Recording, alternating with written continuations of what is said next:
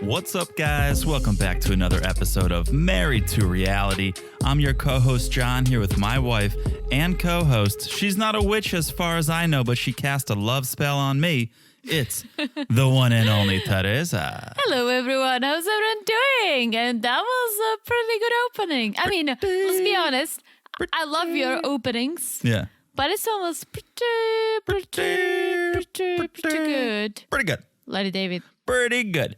Speaking of pretty good, hope your New Year is going pretty good. Hope it's going real good. Happy New Year, everyone. Yeah, Happy New Year, guys. Happy New Year. 2022. Hopefully 2022. it's not 2022. Did you see that meme? Yeah, that's why I said it. I was like, there's no way you came up with that. No, I'm pretty sure I said it on the previous podcast. Oh, really? Yeah. That's a fantastic meme. I saw that meme, yeah. I saw it today, I think. Oh, really? Yeah. I told you about They're it. like, nobody told you it was 2020 TOO. Yeah. Right? Like, also. Yeah. It's like 2022, like 2022. Yeah. It's basically 2022, like the 2020, the sequel. Yeah. Yeah. Such a good meme. Such a good meme. Good for you, whoever came up with that. Yeah. We came up with a meme recently. Yeah, you did. I'll give you all the credits. Thank you for the credit. Credit where credit's due. Yeah. So make sure you're following us on the Instagram to get those memes. That's at Married to Reality Pod on Instagram. You guys know that. Yeah, guys, we have all these OG memes. OG means original, that we come up with them. Mm-hmm. We really do. Yep. It's tough, but we do it. We try. We try. It's rewarding, I would say. Sharing a meme, fine. Okay. You get the likes. You get some credit, sort of, for sharing it. It's like Michael Scott. He's the king of the forwards. He's like, I don't come up with the emails. I just forward them. That's sort of what some of these accounts do. We come up with the memes. We so sure do. It feels good. It's rewarding. And it's on our Instagram, at Married to Reality Pod. And speaking of the Instagram, we made our big announcement over the weekend. That's right. On Instagram. That's right. If you missed it, well, here it is. We, Teresa and I, John and Teresa, Married to Reality, are going to be covering Married at First Sight. Married, potato. M&M's, my favorite candy. Is it? Nah, I like the peanut ones. If I had to choose an M&M, I like the peanut ones. Yeah, me too. Me too. I recently discovered my new favorite candy. Someone, my coworker, sent it to me for Christmas. It's those, what is it, Buc-ee's from Ohio State? Oh, the Buckeyes. Ah, The that Ohio was State so Buckeyes. good. Don't It's like confuse it with your favorite gas station, Buc-ee's. It's like this chocolate filled with peanut butter, but it's so good. It's like a peanut M&M. I had a piece today. Delicious. Oh, you did? Oh. You didn't tell me that. I'm just telling you now. Sneaking snacks over there? I know, I did. I went to the gym and I just felt like I need to reward myself. AKA negate all of your progress in the gym. I don't think one Buc-ee's. Starting the New Year strong over there. What is it, Buckeyes? Buckeyes. One Buckeyes cannot ruin me. Nah, but come on. We are bearing the lead here. Married at First Sight, coming to our screens on January 5th, on Wednesday. Coming to your ears, our coverage on January 6th, Thursday nights. You see, guys, we're going to be crazy people who will cover a show and release it the next day. We do that with 90 Day. We're going to do it again with Married at First Sight. Yeah. It's the big news. And I said it before, but let me repeat it. That's one of the reasons why we rebranded, why we changed our name, so we can cover more than just 90 Day. Because now the doors are open for us. Wide open. So we can do anything, because we're not 90 Day podcast. We are Married to Reality, mostly a 90 Day podcast. But hey, adding Married at First Sight, why not? Why not? Can. We love it. And so instead of just talking about it amongst ourselves, we'll talk about it with you. So that's the good news. Here's a little bit, I don't want to call it bad news, but it may not be the best news for some of our listeners. What is it? We announced it on our live last night, on our Sunday Night Live. With this new edition of Married at First Sight, it means we're going to be so busy, we're not going to be able to go live as much. Unfortunately, that's the truth. But guys, we'll try to go live whenever we can.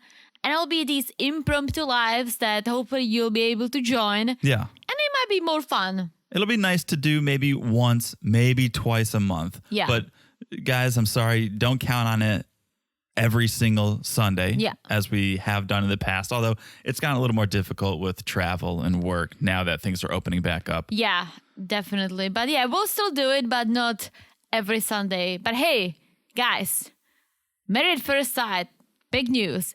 But Darcy and Stacy is coming back for season 3. We'll be covering them as well. Okay, so that's the deal. Is you're going to be getting 4 shows at least for the time being. You're going to be getting 90 Day Before the 90 Days, The Single Life, Married at First Sight, and Darcy and Stacy. Yes. So 4 shows. That's a lot. So we gotta catch a breather on Sunday night when we can. Very true. Yeah, we'll do it because we love Darcy and Stacy, and we know you guys love it too. So we don't want to just drop it. Yes. So we're going to cover it. We're going to power through this. It'll be fun. It'll be great. I think at the end, we'll probably stick to 2 to 3 podcasts. I think 4 will be a little while. But hey, we're up for the challenge. We're going to do it. We're going to enter the new year strong. Bigger and better. Sure. This leads me to my next housekeeping item, which is make sure you guys are following the podcast because there's a lot of podcasts coming at you. You want to make sure you're following the pod so you don't have to think about it. You don't have to think, oh, it's Thursday night. Let me check if the married pod dropped. Oh, it's Wednesday. Did the Single Life pod drop? Nah, just follow the podcast and you'll get it right to you whenever it drops, wherever you're listening. So just make sure you look down and smash that follow button. Yeah, guys, smash it like it's super duper hot. Actually, smash it like it's as hot as Elijah's sass. Whoa, because that's some hot sass. I love his some sass. hot sass. We'll talk about Elijah in a minute, but it's some hot sass. Okay, I saw a some little bit of an memes. ass. He puts the ass in sass, I would say. I love Elijah. Okay, well, I can't wait to talk about it then. I saw some memes that he was sharing about himself Oh my gosh. drinking the tea. It's gold. 90 Day Fiancé is what, not his handle, but what he considers himself. And I freaking love it. I know you do. I love it. We'll talk about it. One last ask, and it's more important than ever. It means more than ever. And I know I ask you guys every single time, hey, if you haven't left a review, could you do it? But we really could use that now because of all the shows we're going to be covering. It's a ton of work. A review means the world to us. It goes a long way, and it helps the show grow and get noticed. So if you haven't left a review, please do. Yes, guys. It means a lot to us. It's a new year. It's a gift that keeps on giving. And you can actually now rate. I don't think you can leave a review, but you can rate on Spotify. So if you're listening on Spotify, you can go ahead and rate the podcast. I know a handful of you guys have done that already. So thank you for that. Guys, if you haven't, go for it. Drop the 5 stars like it's hot. Oh, hello. She's got no shame in her game just asking for 5 stars. I say, let us know what you think. Leave an appropriate review. If you think we're 4 stars, leave us 4 stars, but let us know why. How can we get to 5? We want to get to 5. But if we're at a 5, let us know. Yeah, leave us 5 stars. Okay. Here is some Teresa sass. She's very honest. Okay, speaking of reviews. I'm kidding, guys. I'm sorry, before you move on. We love it. We love all of it. We love all the reviews. We love all the support. Yeah. Obviously, I'm kind of joking, but I'm kind of not. Well, let me be clear. We read reviews on this podcast. We only read the 5-star reviews. So if you want that review read, make it a 5-star review. I got one here to read. Okay. And this one comes to us from our friend, Maniku. Maniku is a good friend of ours. Hello, Maniku. We love Maniku. She writes 5 stars, titled Best Reality Companion Podcast. And then here's something for you, Teresa, an emoji of a hippo. I love it. I freaking love hippos. Love hippos. Love to watch them eat watermelon when you're down. Didn't I just show you another video of a hippo painting? Literally before we jumped on the mics, she was like, hold on a second, take a look at this. And it was a hippo at a zoo, face covered in paint. Looked like a hippo on Halloween, a Halloween hippo. And it was just pushing its face against a canvas. It looked great. It was beautiful. Guys, I'm passionate about seals, right? We did that. We commissioned a seal in Alaska to do a painting for us. Yeah, kind of a ripoff. What sucks about it is that the seal chose these aqua colors. It doesn't go with our apartment. They did not pay attention to our color scheme. I would love for the seal to paint something like yellow gray-ish. Yeah. But the seal decided to do aqua. That's the design, the color aesthetic of his home, of water. I know. So he went blues and turquoises. I know. But guys, we love it. We love when animals paint stuff. I just saw the hippo. Fab. Okay. Sorry, Monica. Back to the review. Best Reality Companion Podcast, Hippo Emoji, 5 stars. She writes, I can't believe I haven't left a review yet. I was 74% sure I already had, in parentheses, as in math. At the risk of sounding like a complete weirdo, I think of this couple as my 90-day franchise besties. What? We do too. I love it. Monica. Yeah. Okay, I watch episodes wondering, what's T gonna say about that outfit? Or I wonder if John is gonna catch that. These two are an absolute joy to listen to. This pod has plenty of witty insights, funny personal stories, and a comprehensive recap of many 90-day favorites. I'm definitely glad I smashed that like button. What? Smash it like it's Married to Reality hot with 37 T's. I freaking love this. Monica, woo! What a review. What a way to start the new year with a review Love like it. that. Big Al. Thank you. OVE. What? Like love. Oh, I thought you said Big Al. I was like, who's Big Al? I was going to say, I love that you said, because Jen and I always joke about exaggerating or making fun of like random numbers. And Yeah. I love that you said, I'm 74% sure. Well, that's It's ass so and random. math, like 55% attracted. And I just freaking love it. Yeah, that's the best. Thank you, Monica. That makes our day. If you haven't left a review, please do. Thank you. Be like Monique. Be like Monica. Please leave a review. Please leave a review. Okay. Before we get into this episode, how about a little 90-day by the way? Yeah, hit us. All right, number 1.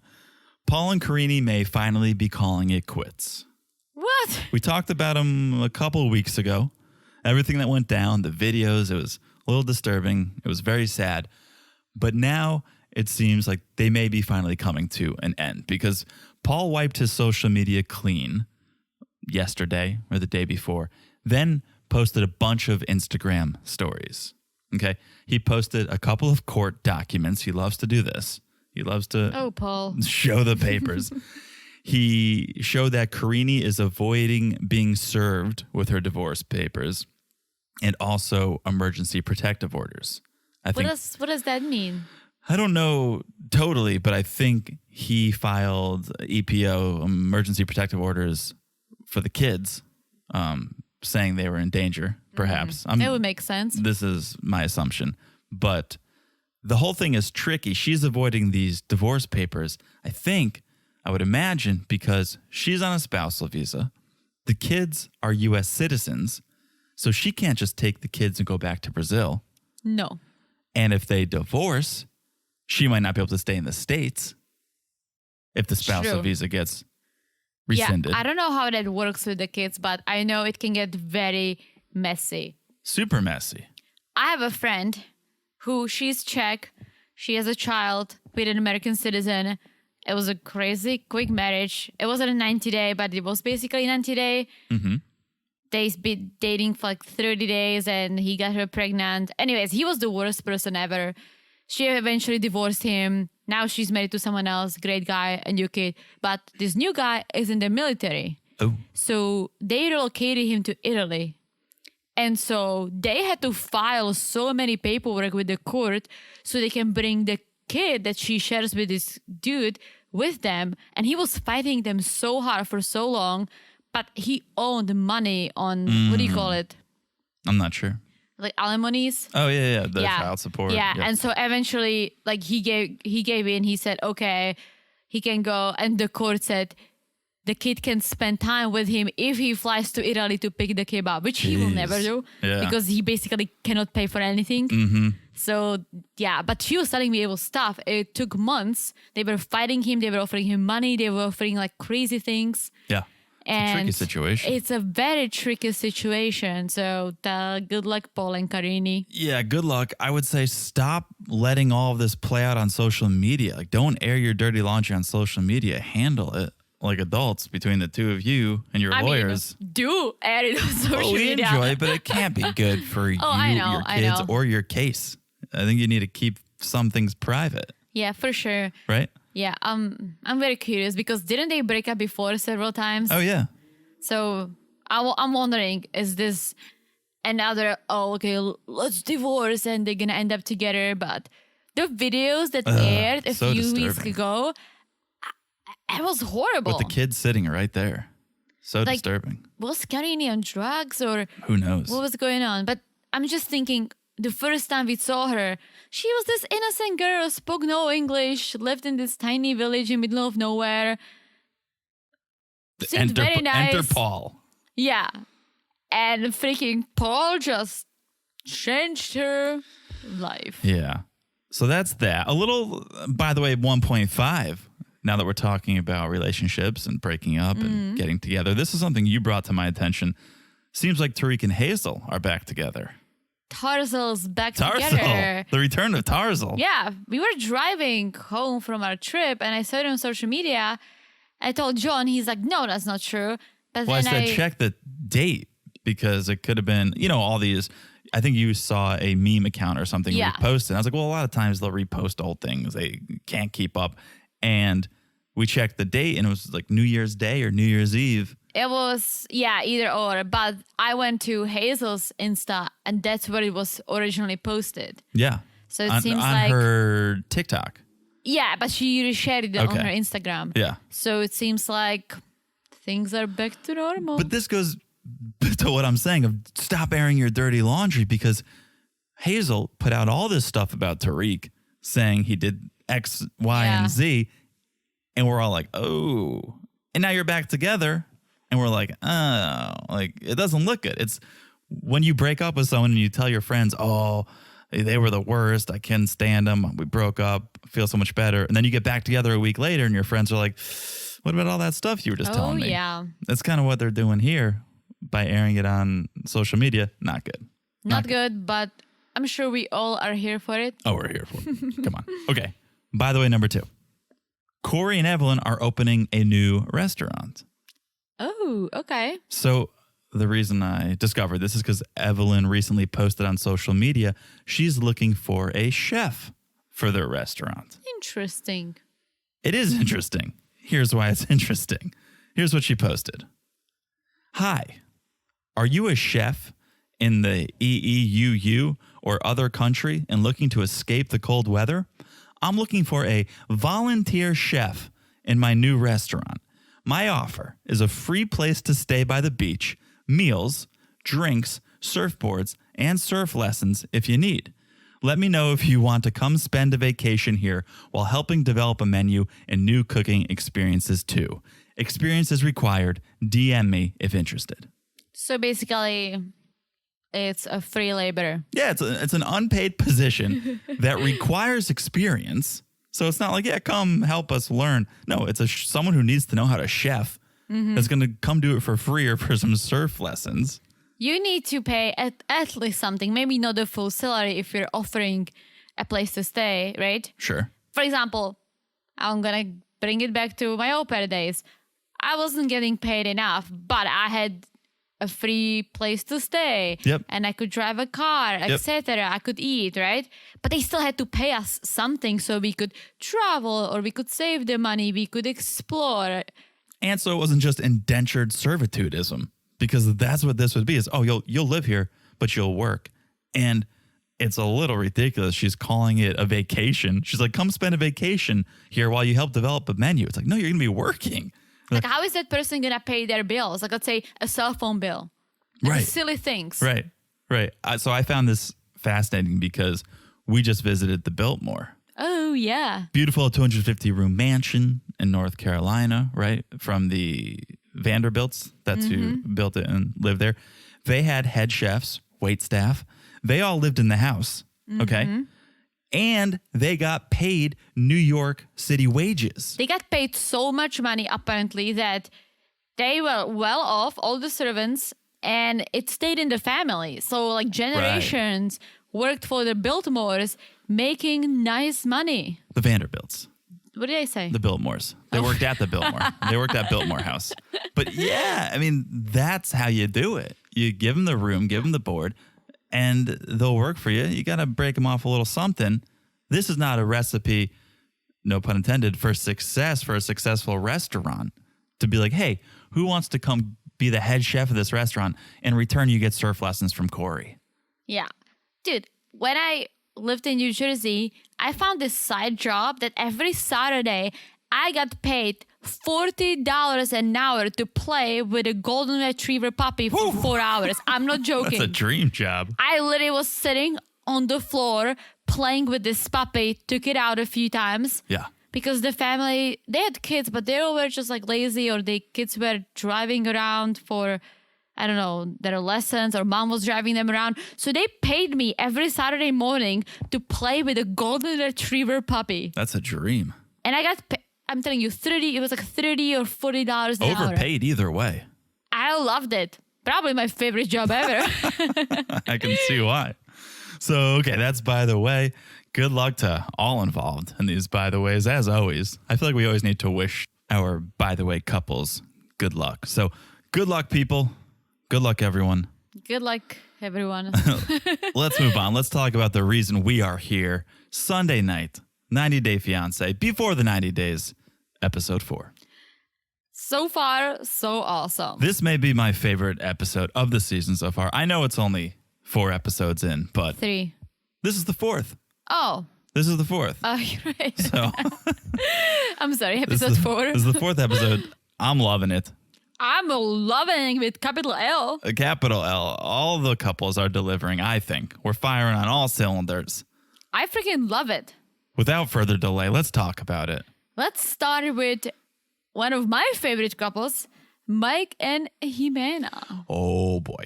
Oh, okay. Mike. Poor Mikey. Mike is now in Colombia. After a year, it is time for him to check on his investment in person. He wants to see where's all that money going. Yeah, Mike is excited to meet Ximena, and on the last episode, they made it look like, oh, she's not at the airport. She stood him up, but she was standing outside. She was outside. And I have to say, this was the warmest welcome so far we've seen on this season. I know. I was kind of surprised. There was some excitement, right? There was a little bit of I'm not going to call it a run. Okay. I'm not going to go full run, but it was that sort of walk when you are crossing the street and there is a car waiting for you, where you just kind of move your arms faster to make it look like you're running, but you're really just going the same speed. It was that. It appeared like he was moving with some urgency. There was a little bit of a dropped bag, a soft bag drop, and an embrace. There was a nice hug and a kiss. Yeah, I think Ximena ran a little bit. At least she Well, she was late. That's why she was probably running. She knew she was late. She knew Mike was going to be freaking out. Yeah, she gets there. There's a hug. There's a kiss. Mike says, I love you. And Ximena says, I love you. And it seems like, oh, wow, they can communicate. Wait for it. I know. I was really kind of surprised. I thought, oh, what's all this talk about lack of communication? Ooh, no. Wait for it, because it's going to get so awkward. I'll wait. First, Mike tells the camera the kiss was amazing. Okay. Super happy. And Ximena says in Spanish, she's happy too. But then she tells the camera, when Mike's not there, that the kiss was a little tiny. It wasn't as passionate as she would hope, but it was just a little kiss, but hopefully it'll get better. I think that's okay. I think that first meeting doesn't have to be 2 dogs slobbering each other. Sure, especially because they never met. Like Exactly. Some couples, for example, Sunjin and what's her name? Tanya. They met before. So when Right. he came to New York and they did that whole wild dance and she was freaking out and the friends were drinking. Oh, yeah. Like they met before. So that Right. making out was almost justified. This is the first meeting. It is better than Caleb's almost handshake that he went for. This was a respectable kiss. Okay. And more to come. is what Ximena says. She thinks better kisses are to come. I'm trying to read Ximena because when she talks to the producers, she's very honest. She's honest about her intentions, about the money, about that she still loves her baby daddy, about that Mike is not her type. Now she's saying that Mark is shorter than she thought. Mark or Mike? Mike. Yeah. Sorry. But when she's with Mike, she seems all lovey-dovey. Well, I think she is excited to see him. I think that's real. I think, though, that when she speaks to the producers, when she speaks to the camera, she's speaking Spanish. She's speaking her native tongue. She might feel more comfortable and be able to express herself better when she's speaking Spanish. Also, aren't we all excited when we see a piggy bank that's full? Oh, how long will it be full for, though? Because I think that piggy bank is getting drained fast. I feel bad, but let's not skip ahead because let's talk about it. They leave the airport hand in hand, speaking what Spanish they can to each other, which was more than I thought they'd be able to do. So I was feeling positive right from the get-go. But, of course, everything isn't perfect. Ximena tells the camera Mike is shorter than she thought, but he looks cute in his tiny glasses. She sees him as this, like, cute little potato. I think that's what you see him as. Well, I see potato, like, I don't find potato necessarily cute. I mean, I love yams, but I think it's like a funny thing when you say someone is like a potato. It means they're like cute and wobbly and some like different, like weird shape. Did she call him a potato? No, I'm calling him a potato. That's what I'm saying. So I think you're projecting on Ximena. Well, the way she talked about Mike, I would just summarize it and just call him a potato. Okay. So you're putting words into her mouth. But they get into the cab. It is a little quiet. It's a little awkward. They chat as much as they can. Mike's phone rings, and apparently it's his dad. And I got mad at Mike for not picking up because dad's calling. He's probably worried about Mike. Yeah. He could have just picked up and said, hey, Dad, I landed. I'm safe in a cab. I'll call you later. If it's truly his dad, because I saw on social media he posted that scene, and he was like, even telemarketers can reach you in another country or something. Oh. So I don't know which was the joke, which was the lie, if the dad was the lie or the telemarketer thing. But yeah, that's a very good point. If dad called you. He was probably like, your car warranty is about to expire. Right. I actually think that's what Mike said. But you're right. If it's his dad, he should pick up and say, hey, I made it. I landed. All's well. But he doesn't answer. So Ximena gets suspicious. And she's like, why did you delete it? Why did you delete the call? I think maybe she meant end it. Like, but also, he didn't understand her. So all good. Yeah. All's well. All's well that ends well. So before Ximena takes Mike to see his apartment. That was my joke. I told you that. Oh, you did? Yes. Oh, sorry. I told you that. I was like, oh, Ximena's taking Mike to his apartment. Oh, okay. So I guess subconsciously, sure, I heard that. Thief. Yes, they stop to eat. And this is the first real moment of awkwardness because Ximena tells the cameras Mike is quiet and maybe it's because something's bothering him. Can we take a moment and appreciate the way they were making the meat? Let's appreciate it. Did you see it? I think, yeah, was it on a spit or? It was like a little tent kind of a thingy. Like an open flame. Yeah. And the meat was like almost like when you braid a basket. Oh. It was kind of like. Interesting. What do you call it? I don't know. Well, not shawarma. It's not shawarma. No, but when you braid a basket, Weave. I don't think. Yes. Weave. Yes, Okay. weave.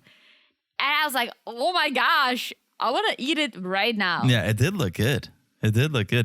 So they stop there and they start talking a little bit. Ximena asks if Mike told his dad that he was in Colombia visiting. And he says, yeah, I'm not hiding anything. Everyone knows about this. His local toy store lady knows about his trip. It's risky. It's risky. Everyone knows about you. Ximena, you are not a secret. You can rest assured about that. But she starts to get a little emotional. I think maybe reality is setting in. Maybe she sees Mike in realizes, oh, we do have communication difficulties. He is short. Those glasses are tiny. The reality is maybe setting in. I don't know. For sure. I don't know why else. Imagine going on a bad date, going on a date with someone who used some filters, right? You go, you meet for dinner, you're like, oh my God, you have nothing to talk about, right? Or that person doesn't really speak English. You're like, oh my gosh, that's so awkward. That's maybe an hour or two of your life. Yup. Mike is there for 2 weeks. Yeah. And they cannot talk. I know, but it seemed like they were getting along. So I was a little surprised by her getting emotional because I was like, oh, things seem to be going well. She wants that passionate kiss. She wants things to progress. But then all of a sudden she gets emotional. Again, I freaking loved my piggy bank when I was a kid. Nah, very true. Very true. Yeah, maybe at that restaurant, he was like, you paying for this? And she, Of course he paid for it. He pays for everything. He paid for all the belly shirts for the entire family, but we'll get there. the outfits, the segment coming up. Okay, let's cut to Mike and Ximena arriving at Ximena's house. And the whole family is there. Mike's house. Sorry, Mike's house. The whole family is there. Mother, father, sister, brother, stepmother, other sister, Juan David, Harold Stephen. And that sounds like 4 more people, but it's actually just 2 people. I think Juan David and Harold Stephen are my favorite names ever. Oh, I like it more than my name. I like it more than your name. I like it more than my entire family's names. Juan David and Harold Stephen are just chef's kiss. Chef's kiss to those names. I mean, if Ximena, based on what Ximena told us about her life, seems like she made a lot of bad decisions, but not when it comes to these names. No, best decision she's ever made. So good. And so Mike walks in. Obviously, he's overwhelmed. He didn't expect to walk into a family reunion, but there he is. And here's where it gets fantastic, because he's sitting there trying to fire up his little translator device. Did he borrow it from Junie, aka John's meme? Like, no, here's my new meme. I don't think that was a translation device. I think it was a Tamagotchi. I freaking loved Tamagotchi. Right? Did you have one? That's what that looked like. Yeah, I had a digital pet. I did too. Had a digital pet? I got a few. You did? I kept losing them. One and done. I tried to make one last for more than a week and it died, and I said, I'm done with I this got the thing. dinosaur one and I freaking loved it. It kept dying on me because I couldn't feed it during school hours. No, really? Shocker. You killed a digital pet even. What a shocker. I'm sure everyone on the podcast is going to be surprised to hear you murdered another pet. You said you killed your Tamagotchi too. It's the only pet I've ever killed. You know that you can press the button and it resets. Yeah, but that's cheating. And I gave up. I mean, what, you want me to be keeping it alive today? Do you think there's someone today that still kept their Tamagotchi alive? I'm pretty sure there are people who still have their Tamagotchi. Yeah, well, I think that's what Mike was using. I think Mike confused his Tamagotchi for his translator. Just to tell you a quick story. Oh, boy. Once I was tired of Tamagotchi, I started playing Zoo Tycoon. Oh. When you build your own zoo and you take care That's of the cool. animals. I did Roller Coaster Tycoon. Let me guess, all of your animals died. No, but some escaped. You can't I make this played up. that game for Folks, you can't make this up. I played that game for so long and then I don't know what happened. I know started playing exactly when I was what sick, happened. So I was basically glued to the computer screen. Yeah. I built this badass zoo. I was making money. People loved it. And then some animals escaped and some got eaten by the tigers. Yada, yada, yada. Yeah, Long story but- short, sadness the segment. No! Okay. Digital. Okay. All right. So finally, Mike gets his Tamagotchi to speak a little bit, and everyone laughs. The family's like, oh, he's shy. He's red. He looks like a tomato. Tomato, not a potato. Well, tomato because he's red. Potato because he has a funny shape and he's kind of cute. Potato, tomato, as they say. Sure. As they say. What I liked, and to speak to the fact that I do kind of think Ximena is into Mike, and for more than just the money, she was rubbing his back the whole time. She was. It was nice. She was trying to comfort him. Well, this is what I think. I think she likes him as a person. I think she likes him because he takes care of her. Do I think she's attracted to him? No. No, well, she admits he's not her type. Yeah. But I thought that was nice. He's uncomfortable. He's trying his best, and she literally's got his back. She's sitting there rubbing his back. True. But let's see. How long can this last? We'll see. So Jimena's dad, Ymir, tells the camera Mike is inadequate for Ximena. But first he said he's a very nice guy. Very nice guy. His translator is useless, and he doesn't see how they can have a future together. Well, I can understand because they don't speak the same language. Yeah, and to that point, I don't think it was cool to have her entire family there the minute he walked in. Okay. Right? He just landed in a foreign country, has never met her, and now he's got to meet the entire fam. I was going to judge you a little bit, but then you said the minute he landed. The minute he landed, and they've never met. Because I know what you're thinking. Yeah. The first time you met my parents, you also met my entire family tree. Which I didn't know. And I'm I didn't going know. to. I didn't know. I just came to John's house. He's showing me around. And it was Father's Day. Yeah. And I'm like, why are there so many chairs around this big table? And your mom is like, the whole family's coming. Yeah, we came in from New York. We were living in New York at the time. We took the train up. I think my sister picked us up. Yeah. Shout out to Rachel. She picked us up. So you had met her before. I though. did meet Rachel before. So that was nice. We get to my parents' house, and we knew it was Father's Day weekend. We thought it would be a nice time for T to meet Mom and Dad. And we walk into the house, and in our dining room, there was probably 12 chairs set up around the table. And I was like, Mom, who's coming to this barbecue? Like, 'cause Everyone. the whole fam. The whole It fam. was standing room only. We ran out of chairs. It was standing room only at this party. Well, the worst thing about that reunion, whatever you want to call it, meeting, Yep. was that I got really bad allergies. Ooh, so I was covered in hives. I had to wear a button up. You got them like the day before. Yeah.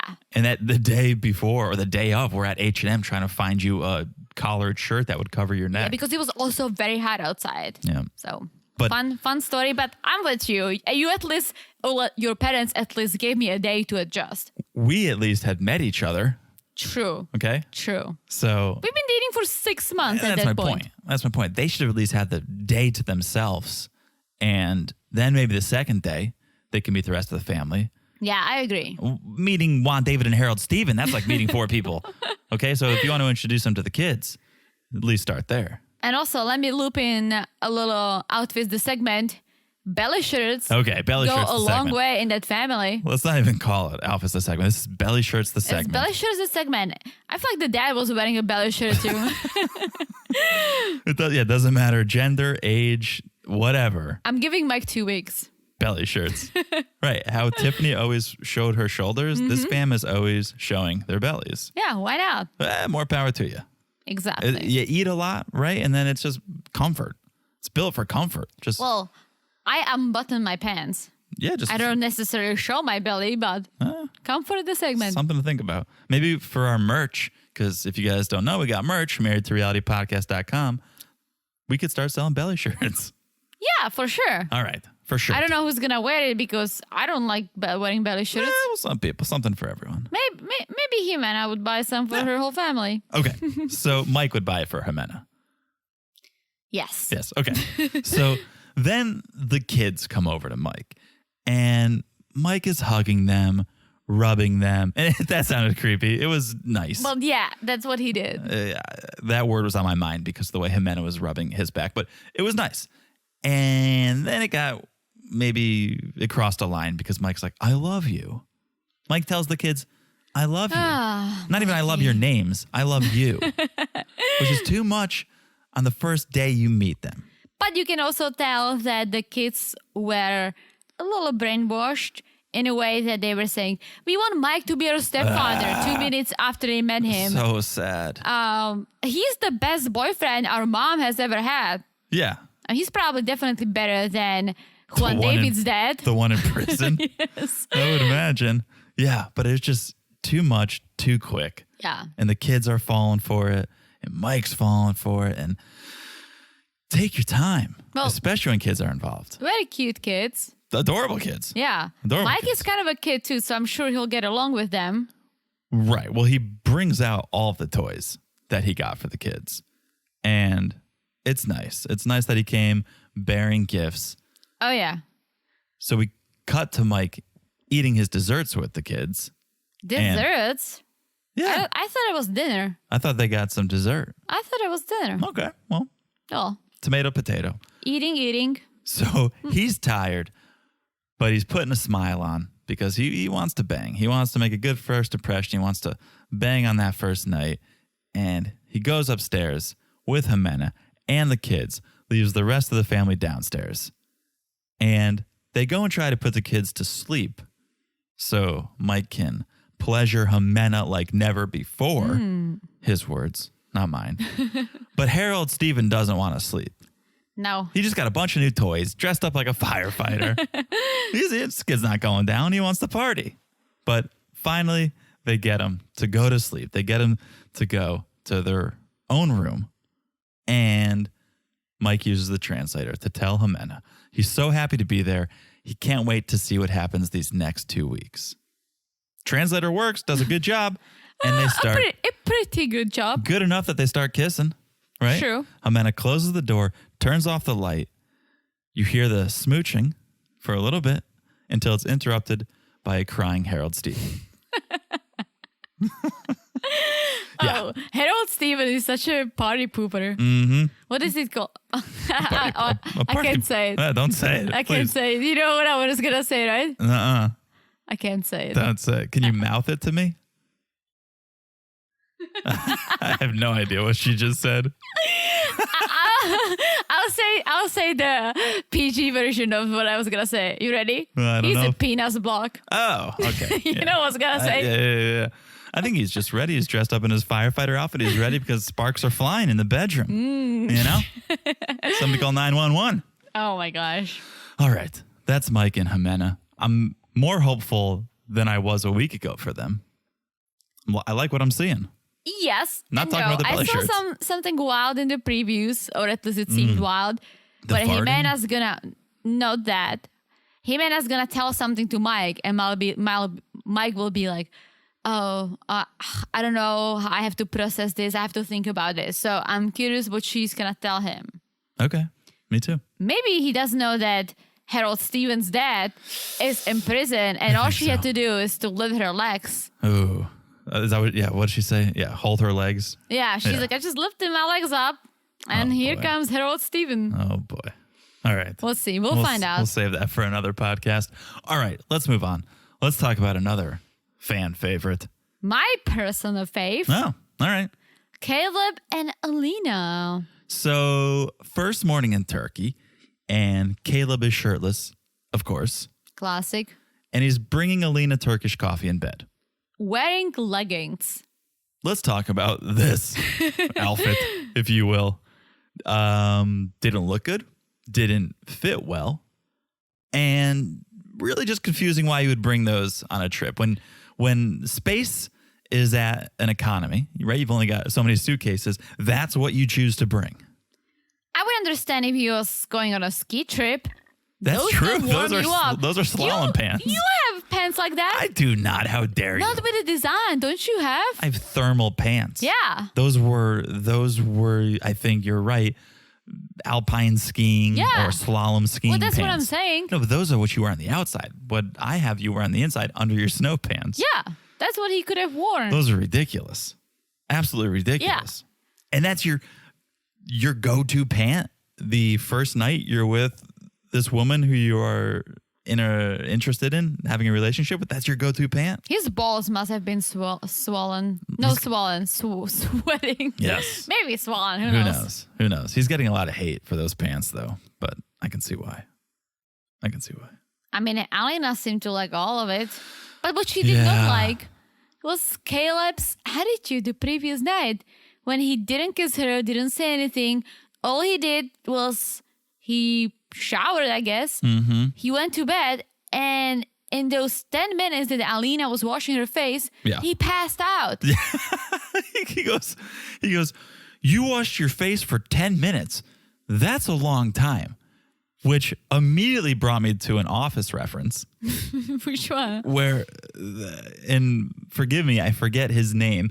I think he is like the property manager. He's in the wheelchair and he's talking about his daily routine. Oh, yeah. He's like, I brush my teeth for 30 seconds. And Michael's like, you guys hear that? 30 seconds. That's 3 times longer than I brush my teeth.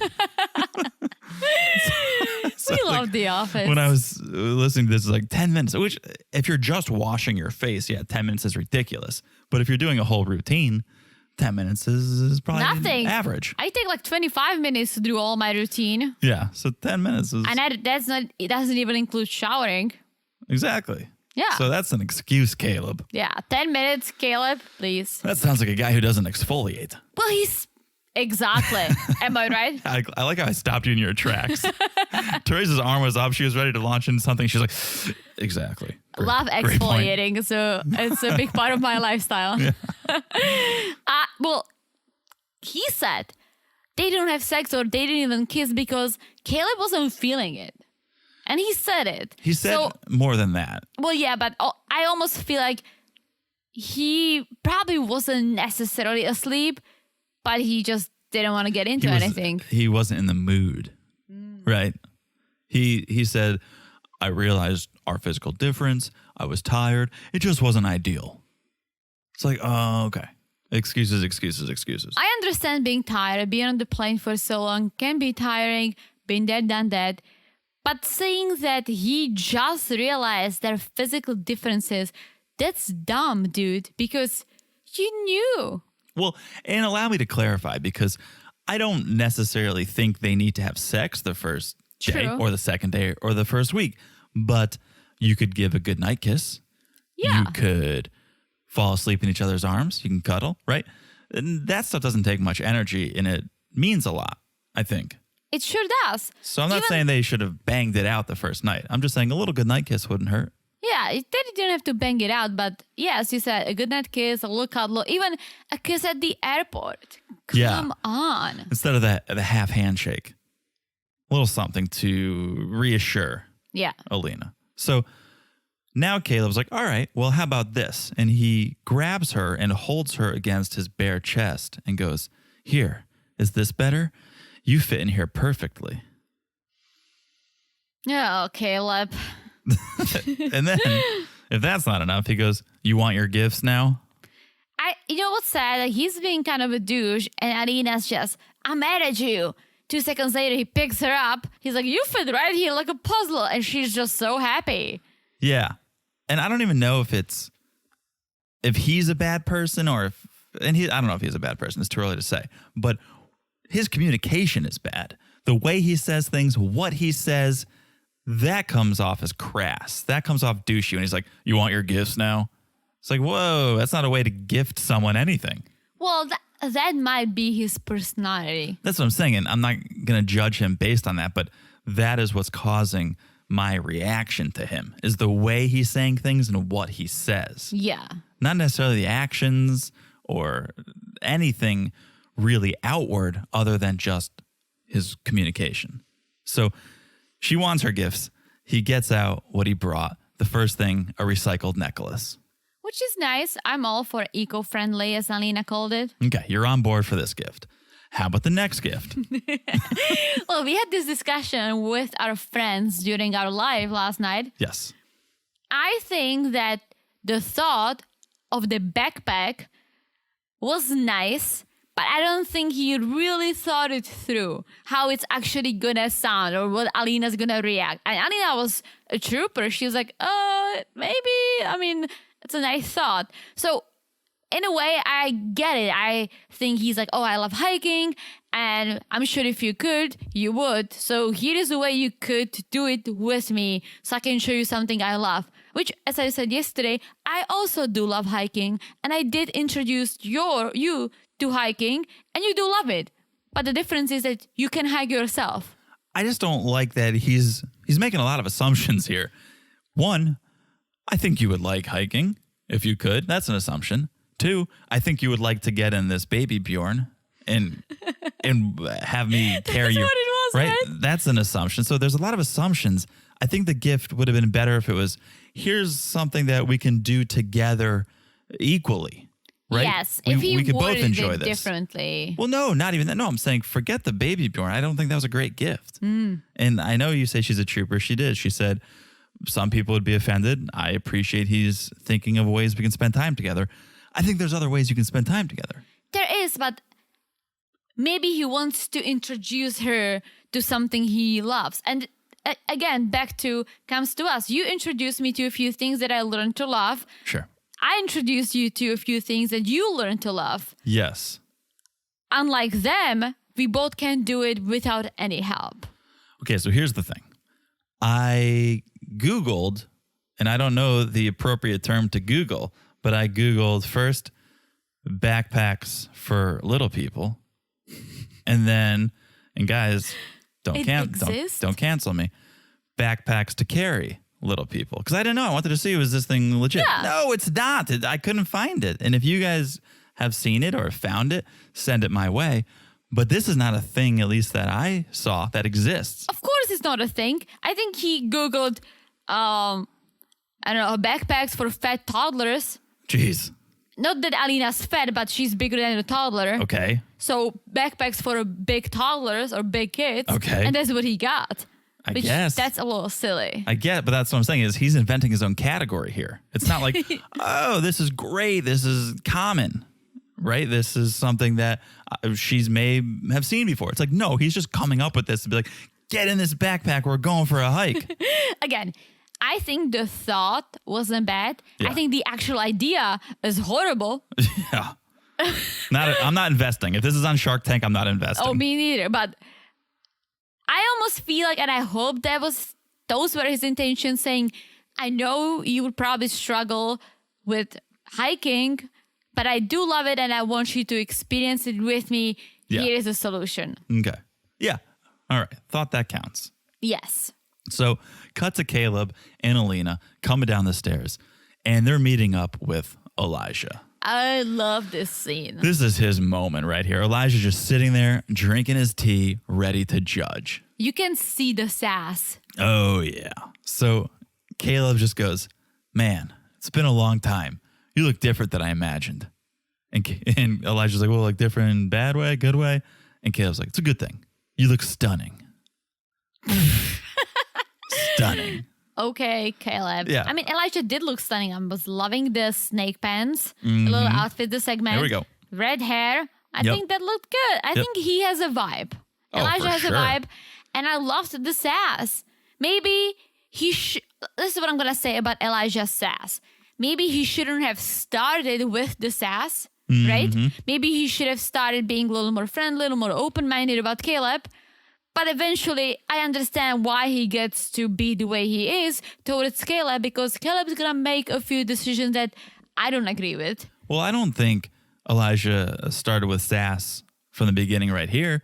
It was Caleb who was like, you look different than I imagined. Yeah. So that's a good point. So I think Elijah was right to ask, oh, in a good way or a bad way.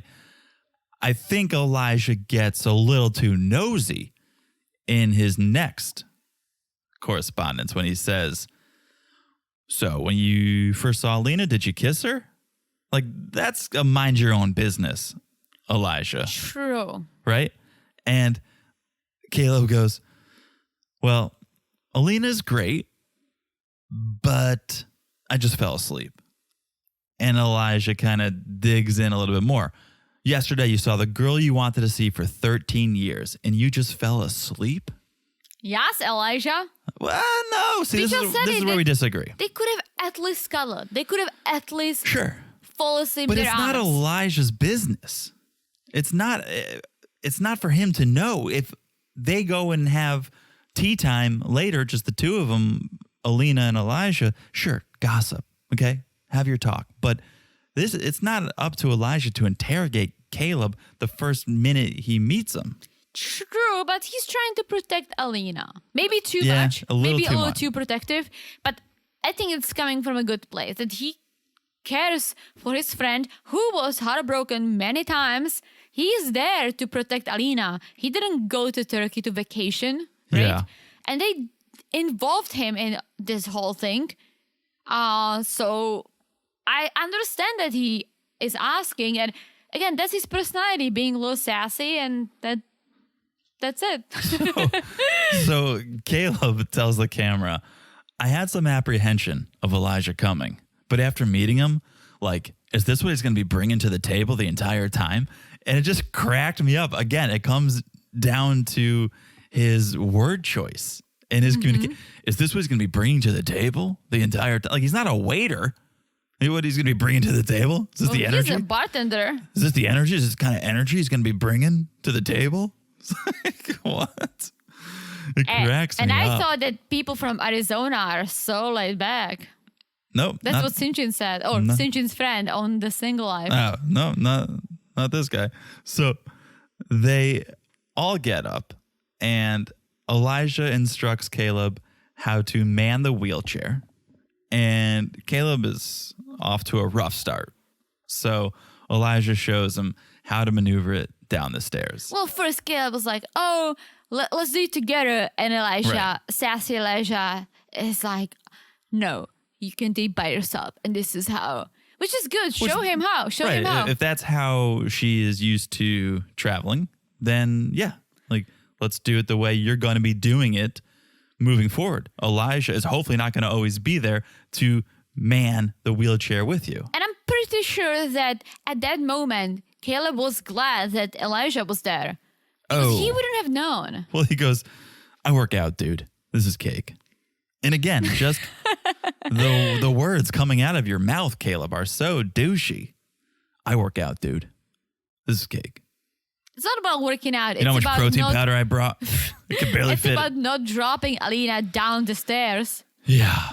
It was ridiculous. This is the first time I've ever seen a straight guy and a gay guy fight over a girl. Ridiculous. Kind of, yeah. Right? They're totally fighting. And one of our friends on the live said they're fighting for her attention. Right? They're not fighting for her love necessarily, like her sex. They're fighting for her attention. And it's entertaining. Oh, for sure. So they get to a mosque, and Alina's loving it. Caleb wants to go to the second floor to check it out. He asks Alina if she wants to go, but she says she'll wait. So Caleb and Elijah, they go together. And it gets weird.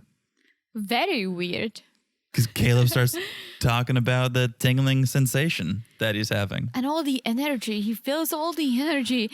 And Elijah just looks at him like, WTF? Yeah. Well, Caleb's trying to coach Elijah to feel the energy. And this is where I'm going like, okay, Alina, you told Elijah not to come to the airport so you could have a one-on-one meeting with Caleb. And that was good. I think that was the right decision. You guys should meet one-on-one. And now they've all met. We've all met. But at some point you need to excuse Elijah. You don't need to third wheel this entire trip. She's got 4 wheels of her own. We don't need a third wheel, right? At some point, it's awkward just to have him there. Yes, I agree. But again, he's been helping a lot. Caleb wouldn't have known what to do. So maybe the first day, it's good that Elijah's there. Okay, well, what about dinner? Because we cut and they go to dinner. Yeah, dinner got a little awkward. And let's start with Caleb's manners, because he has none. Well, that's true. The fact that he pours water for himself and drinks it without offering to pour it for anyone else, that's rude. Yeah, and then Alina was rude when she commented on all Americans being jerks. Yeah, well, that's not true. You are a gentleman. There are gentlemen and jerks in every culture in every country. Very true. I totally agree with you. But then they got drinks and Caleb just started drinking without cheating, without waiting for everyone getting their drinks, which I find rude.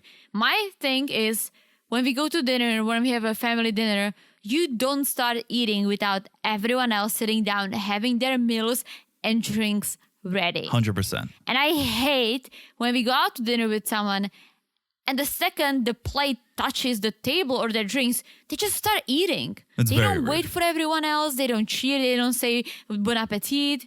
So rude. And I hate it. So, Caleb, hello. Yeah, it's manners. It's not about anything other, because he's trying to play it off of, oh, Elijah, I think you are acting like Alina can't do things for herself. She can't pour her own water. I think you're making more of a big deal of her disability than needs to be made. It's like, no, you just need manners, Caleb. Yeah. And Caleb, his excuse was, I was thirsty. Yeah. It's like, drink some water. That would be okay. Drinking water You can while drink water. waiting for everyone, that's perfectly fine. Sipping on your booze because you're thirsty, nah, just wait for everyone. Manners, etiquette. That's a little rude, yeah. So, speaking of your cocktails and your booze, that comes along with the toast. We like to make toasts. Caleb, I don't know if he likes to make toast or if he's ever made a toast, because here's his toast. To my best friend and her best friend coming to Turkey. What? Yeah, record scratch moment. Alina's like, wait, what? Best friend? Caleb's like, you're one of my best friends. So he almost downgrades it Yeah, too. one of them. He makes it worse, taking his grave a little deeper. And then Elijah's your best friend, so he doesn't even consider himself to be her best friend. No, he said to my best friend and to her best friend. Yes. Right. So it's a best friend's toast. And it's, again, the words coming out of your mouth are Caleb. douchey. So, okay. Elijah's like, let me ask you about your previous best friends. How many have you had? And Caleb's like, I don't keep count, man. Whoever I'm seeing is my main focus. And But on the side, he told us he's been with so many women. well, he probably lost count. He definitely lost count. So Caleb then asks Elijah about Alina's last relationship. And it's like, why are you not asking Alina? Literally my thought. Why are you having this conversation like he's the translator for Alina? He's talking, oh, when was her last relationship? How long did that last? It's like, huh? Why are you talking to Elijah about this? It made zero sense to me. 0 cents. But hey, he is. And so Elijah isn't sure, but he said it was shitty. Alina says it lasted about 6 months. They got sick of each other and it ended. But, Dun, dun, dun. nice little Alina is keeping a secret. And the secret is that she lived with her ex until very recently. And Caleb doesn't know. And she's afraid to tell him because she's just afraid he's going to freak out and leave. Mm-hmm. Come clean, Alina. I'm telling you. Caleb just came clean about so many things. He So called you his best friend. Just come clean. I wonder, did her ex live with her and Elijah? Was it 3? Or did Elijah move in when the ex moved out? And she was like, well, I'm going to need someone here to help. Interesting. Right? We need to know. We do need to know, but I don't think we do know at this moment. Okay. Well, hopefully we find out. So they finish dinner, or Caleb tells Elijah he's finished with dinner. With He's his like, Cajun chicken. He's like, you're done with your Cajun chicken. What are you going to do now? And mind you, Elijah had like half a sandwich left. But Caleb's done with Elijah, so Elijah's done with his sandwich. And Elijah says, I'll leave you two alone. So immediately he leaves, and then Caleb and Alina get up right after him and leave. They must have walked right behind him. Hey, you guys could all left together, but Caleb's got to be a douche. Literally my point. Like Caleb could have said, hey Elijah, what's your plan for tonight? We might, do something, just the two of us, if that's okay. What you gonna do? Be nice. Don't be an ass. Hey, we're in a foreign country. Maybe we could all walk back to the hotel together, or we can all take a cab together. No. Yeah.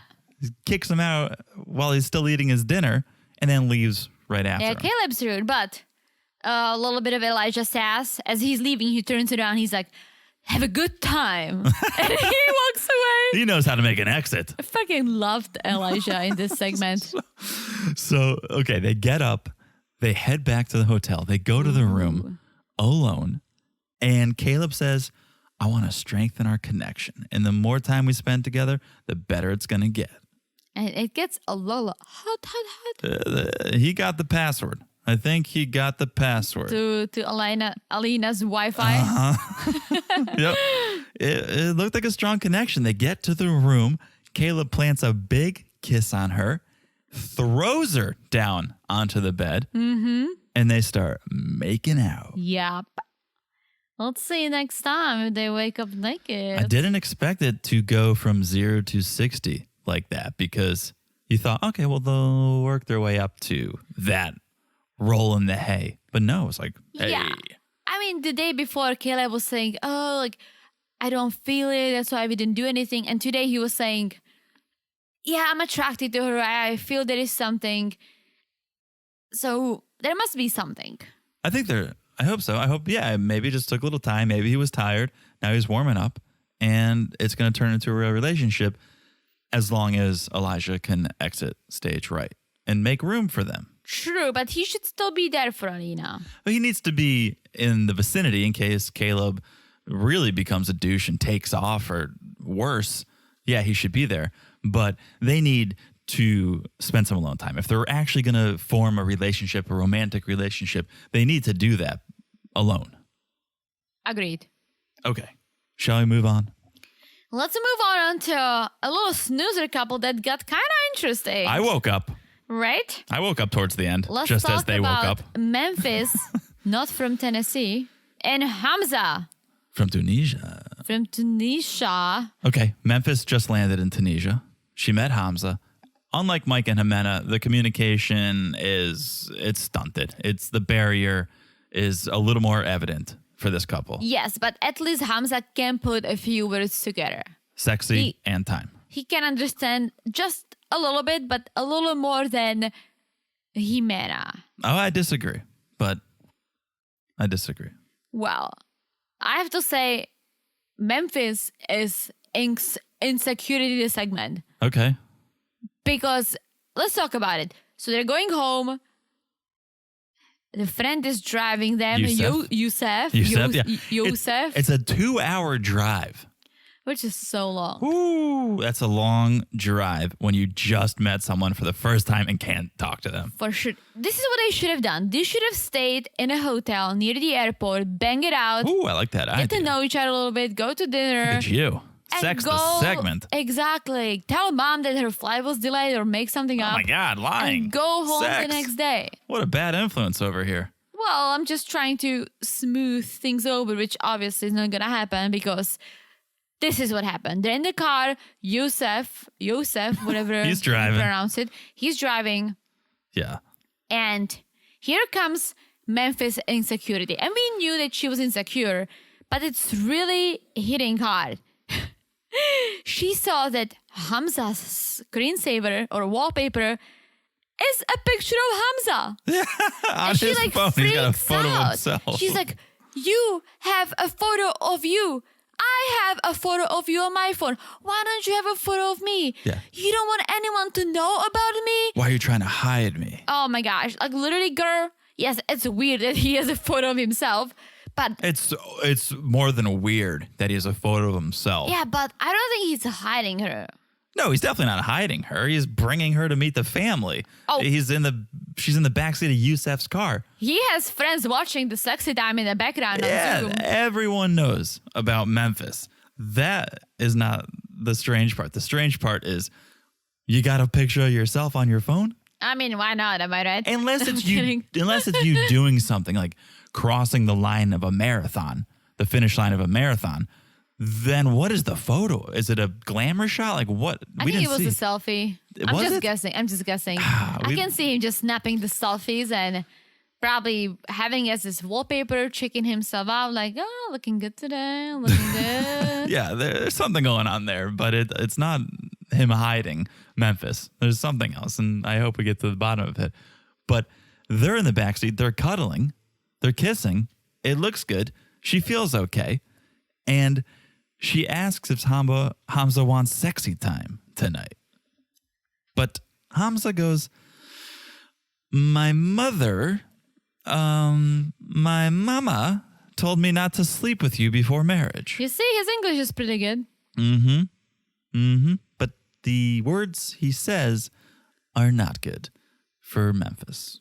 because she's like, wait, what? You didn't tell me this. Why didn't you tell me this earlier? You told me we could sleep together. So you lied to me. It's like no sex before marriage. And then she basically says, I'm insecure after the lack of intimacy in my previous relationships.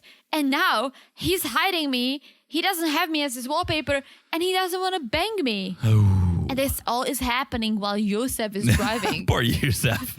I hope his English was poorer than Hamza's. I hope not. He needed some entertainment on that 2-hour drive. True. That's a friend. That's a friend who's taken you 4 hours round trip to meet this woman. Maybe that's why Hamza showed Memphis's sexy time photos to his friends. He's like, all right, you're going to drive me 5 hours. I'll make it worth your while. Take a look at this. Maybe. You know, a little tit for tat, a little tit for tit. I forgot, remind me, because you might probably know. Why doesn't he have a driver's license? Didn't he like attack? He got into like a fist fight with his driving instructor. Red flag. Red flag. That's a red flag. Okay, so they finally make it to Hamza's place. And here we go. Memphis complaining about the stairs. How many flights of stairs? Mind you, Hamza's the one carrying all of her bags, right? Like a gentleman, carrying all of her bags, her suitcases, her purse. And she's like, oh my God, these stairs. Will they ever end? She would not survive in New York City. No, 5-story walk-ups? Come on. Did I ever tell the story about me carrying a elderly man's wheelchair? Speaking of wheelchairs. I don't want to make this. I don't want to pat myself on the back too much, but I lived on the second floor of a 5-story walk-up. There was a elderly gentleman. I think he was in his 80s. He lived on the 5th floor of a walk-up. He was, I guess it wasn't a wheelchair. It was a walker. It was a walker, was a yeah. walker. But it was the heavy walker with all his stuff on. I take it back. All of his magazines, his groceries, everything. And I would come home at least once a week, and he'd be sitting at the step on the bottom floor with his walker, and he would ask me, can you carry the walker up? And I would walk up to the 5th floor and then go back down to the 2nd floor, and then he would just walk up without the walker. But, you know. Yeah, he was a very nice Judicic. You know, lived stairs. in that building for years. Stairs. Well, that's the thing. So rent-controlled apartments in New York City are amazing. You could live in a great apartment for like $500 because they don't raise the rent. And so he doesn't want to move. If he moves, he loses that rent. Yeah.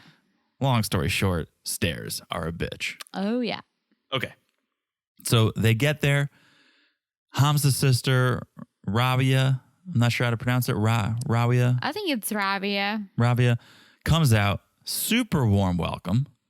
Then Memphis meets Mother Hyatt, another very warm welcome. Yeah, we don't see this often. Usually the parents of the guys in the Middle East do not approve the Americans. Well, I disagree. I think Azin's parents were so nice to Nicole. Okay, I'll take it back. I think it was only with Azin's not in the Brittany. Middle East.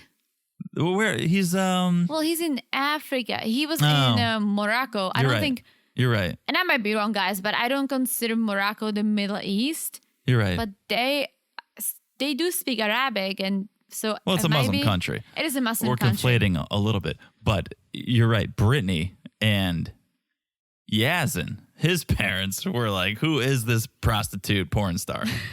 That was not a warm welcome. Oh, not at all. They all had Brittany's photo as their wallpapers on their for phone, sure. Dirty dad. but not a warm welcome. So okay, they all sit down. Memphis is complimenting sister and mother, how beautiful they look, and Hamza's sister's like, "Speak slowly. Say it again. Tell me how beautiful I am. Slower this time." But her English is not bad. No, it was good.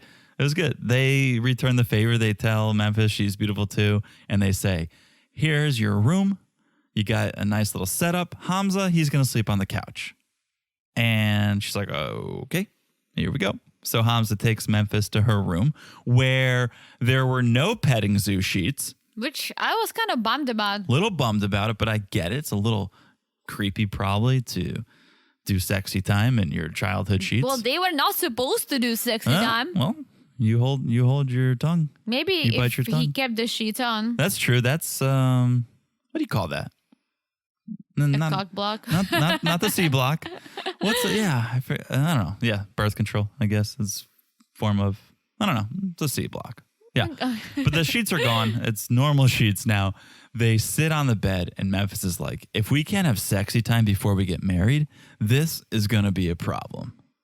Oh my gosh, Memphis. Again, they should have stayed at the hotel room. He should have come clean to her first. They should have booked a room, get it out of the way, and then go to see mom. Sure. But Hamza, he's like, it's fine. My mom, she's going to go to sleep, heavy sleeper, very heavy sleeper. I'll sneak into your room. We'll bang it out. And this is when Memphis goes, well, what if we just got a hotel? And Hamza's like, well, I don't know. Why are you so scared? Like, what's the deal? And she's like, we need to have sex before marriage. No ifs, ands, or buts. Maybe buts. Okay, maybe buts. Maybe buts. But we need to have sex before marriage. So we cut to the next day. And we hear some smooching behind the bedroom door. And who's standing behind the bedroom door? Hyatt. Not the hotel. Not the hotel. That's what they should have got a hotel. Instead, Hyatt is about to knock on the door when she hears this and she stops. And then Memphis opens the door to go to the bathroom, sees mom, and is like, oh, hi.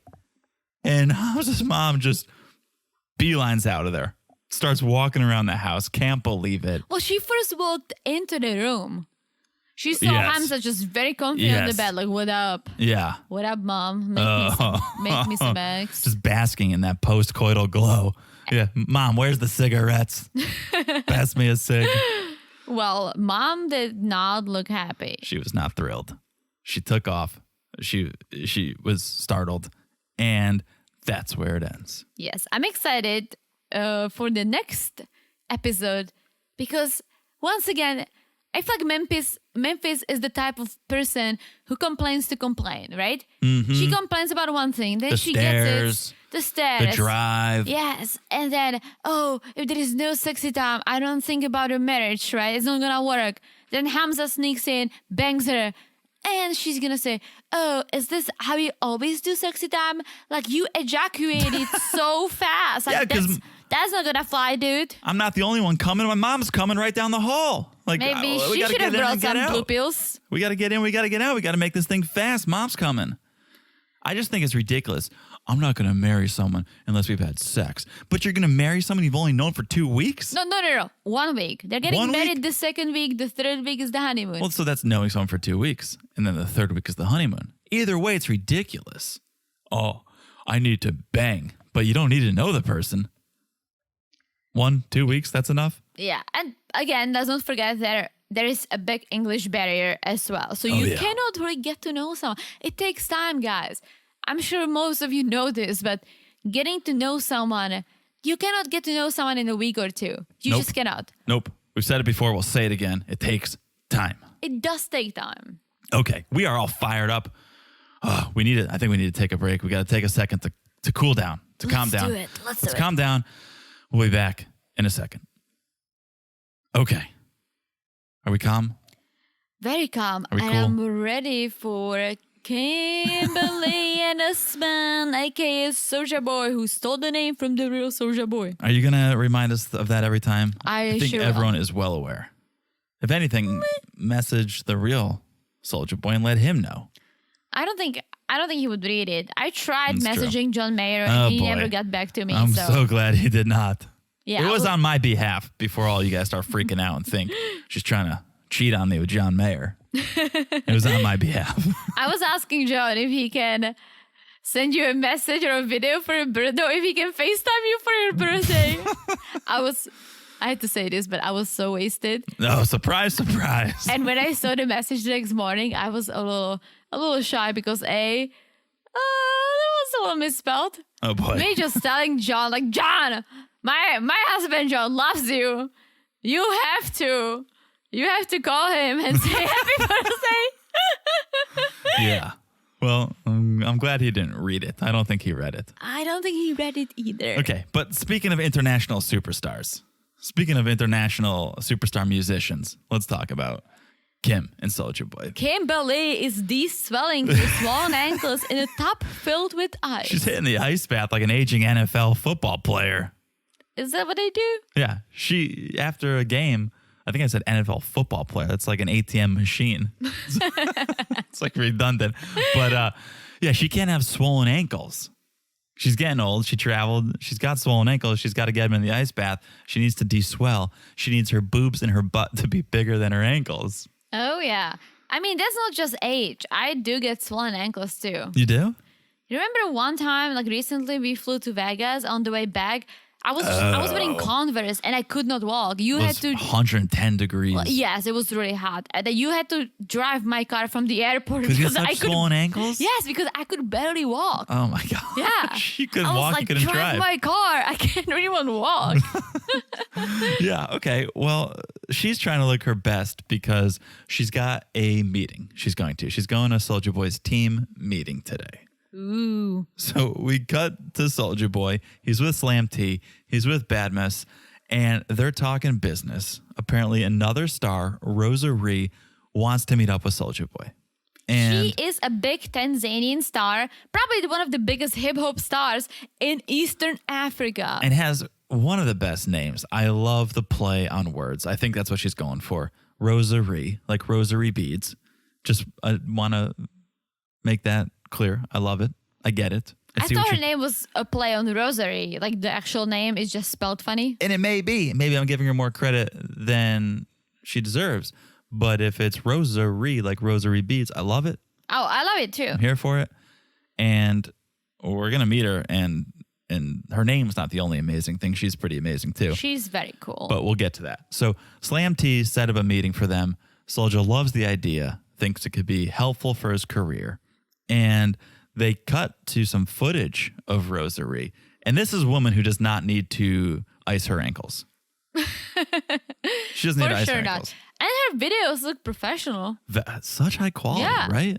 I think Soulja's videos are pretty good too.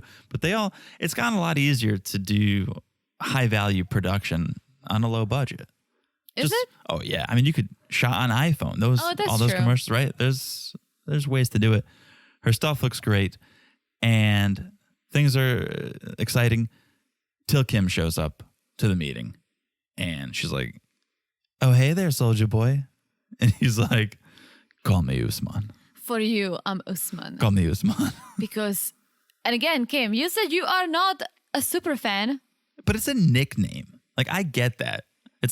She's not calling him that because she's living out this fantasy of being with a superstar. She is. That's what she's doing. But that's She's not- living the fantasy. But that's not why she's using that name. I think she's using that name because it's his nickname. No, she's using the name because that's what he is to her. He's Soulja Boy. He's the international hip hop superstar that's interested in her. She's wearing his shirt again. But doesn't Slam T call him Soulja Boy? I guess, but it's different. No, I think that's his name. That's what people call him. I think it's fine. The shirt, a little much. The name, I think it's fine. Okay, We can agree to let's this- roll okay, with it. okay. Let's roll with this. So Badmus tells the camera, Soulja Boy cares for Kim, but it's not a good look when they're holding hands. He's like another old lady. Someone can take a pic and it's gonna be all over the internet. Dude, you're on TV. Yeah, look around. What do you think those cameras are doing? They're not filming your music video. They're filming Soulja Boy and Kim and gonna blast it. He will actually be an international superstar. I have to say that Soulja Boy is more into Kim than I thought he's gonna be. Way more. I thought he's just gonna have her there so he can be on 90 Day again, but kind of have her there as the fan. But he's holding her hand. He wants her to go to meet Rosary. Yes. Even though Kim said, probably you should go by yourself, and the friends are like, oh, yes, Yeah, that's cool. yes. That would be cool. Yeah, it's a good gonna idea. look like a That's date. actually a very good idea. And Usman's like, no, I want you to come. Kimberly is coming with me. Yeah. But then she gets pissed, kind of out of nowhere. Sour Patch Kid. When Soulja Boy's like, no, you can come. She's like, no. You brought me here. Why are we meeting some other chick? So I'm here. It's like, Kim, you're not a Tanzanian superstar. So she thinks the plan is like, oh, his team is going to show me the woman he should be with. It's not me. He shouldn't be with me.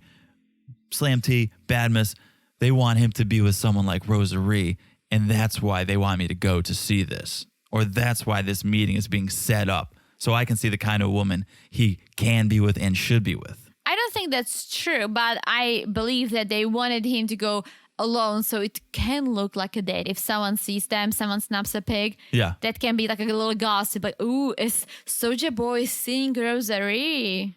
It's a little ridiculous that Kim gets so offended by this idea, yet she said last episode, I'm okay with Soulja having another wife. I was going to say that. She's like, yeah, he can bang another wife to have a kid because I'm not carrying a child, but he cannot go to meet another friend, basically, another bro, because that's what she called him, a bro. It's a little hypocritical. It is. I think she's lying to herself. She says it out loud, like, yeah, I would be cool with it, I'll be fine. But once you're put into the situation, basically you are experiencing it, you don't like it. Right. I think that's the truth. So, okay. Cut to later that night. Kim and Soulja Boy, they're at the secret garden. They're meeting up with Rosary. Kim's having second thoughts, though, thinking like, maybe I should have just stayed at the hotel. This isn't a good idea. What am I doing here? Soulja Boy is not happy that she's doing this. He's trying to calm her down. Yeah. Finally, Rosary comes in, making a big entrance, looking good, speaking Swahili. Looking fab. And Soulja's like, ooh, your tongue is so sweet. Well, yeah, but first she basically hugged him like, what's up, bro?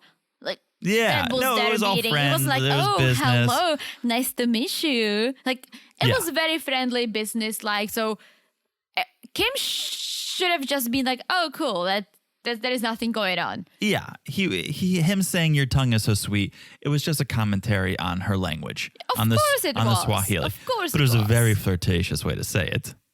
Yes, but come on. So Soulja Boy, they start talking a little bit business, how he wants dancers for his video. Rosary's like, oh yeah, I got you. I'll hook you up.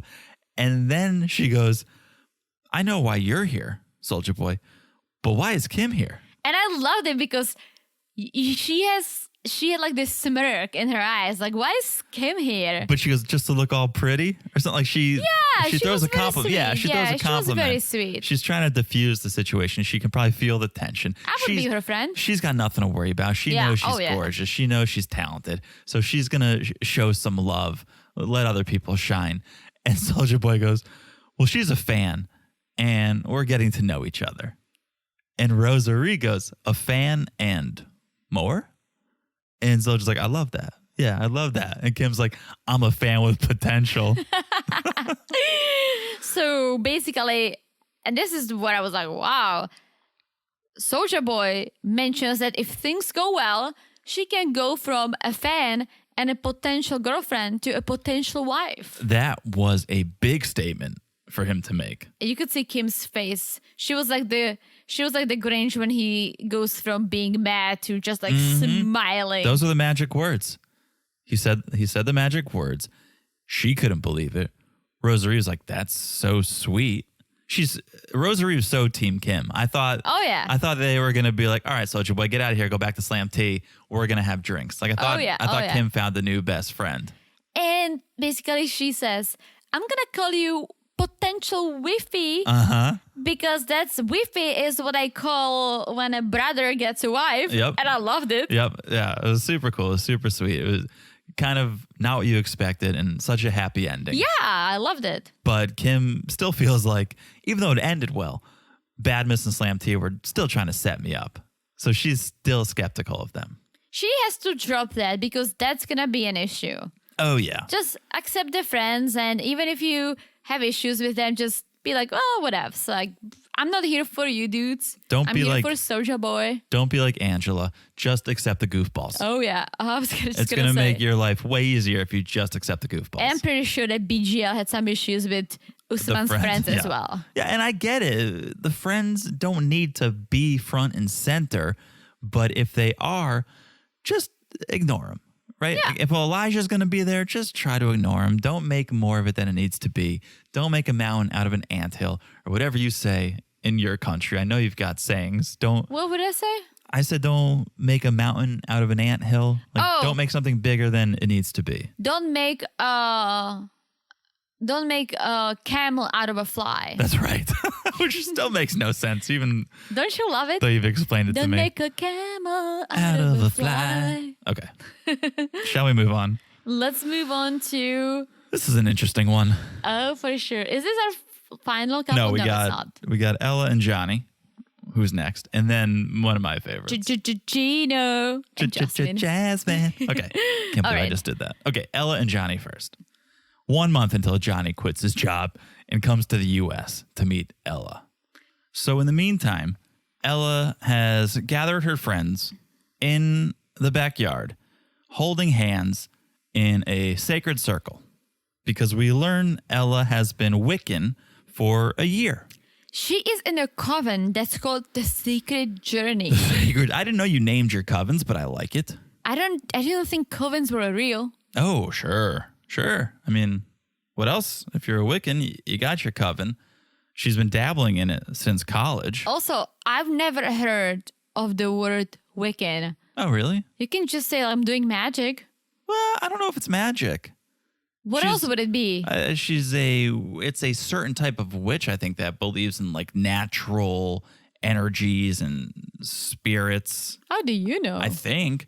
I don't know. Have you been Wicking? No. I can see you Wicking in college. I Wikipedia. That's about the only thing, but I think so. I don't know. That's pretty good.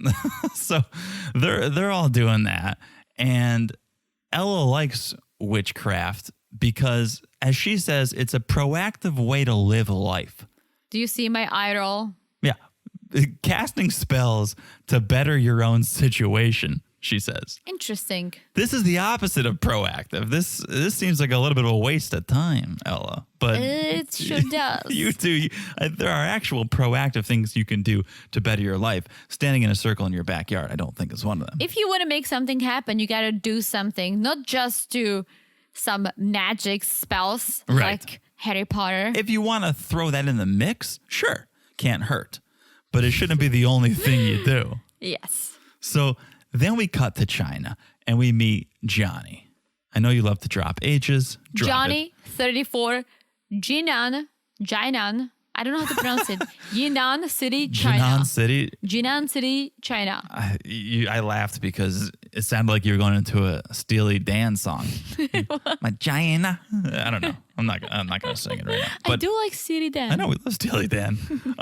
Okay, so he's going to be flying to the States soon, but he doesn't want COVID. Who does? Okay. He's putting on a hazmat suit. So 2020. No one wants COVID these days. Yeah, he's trying on his COVID suit, which is like a head-to-toe paper suit with a mask and a shield. And he's like, hello, Ella. Your Chinese Prince Johnny is here. This couple loves playing dress up. Oh, yeah. This is just another costume. But for they them. found each other. That's great. Yes. Okay. So Johnny visits Dr. Zhao. Well, let's first say, besides not getting COVID, staying healthy in general is very important to Johnny. Okay, that's a good lead-in to him visiting this doctor, a doctor of Chinese medicine. Dr. Zhao. But he is not going to a doctor for the reason you and I may go to doctors, to better ourselves, to check in on our health. He's going there for someone else. He's going there because he wants to help Ella lose weight. I mean, it's nice in a way that I'm sure they talked about it. I don't think that John is just doing this without her knowing. I'm pretty No, sure that's- they have conversations about this. I hope so, because you wanting someone else to lose weight is not going to help someone else lose weight. They need to want to lose it themselves. True. So he's at this doctor's, and he says Ella's got a very beautiful face, fantastic personality, but her current size is kind of big, especially her belly. And so the doctor wants to see the picture. Show me the photo.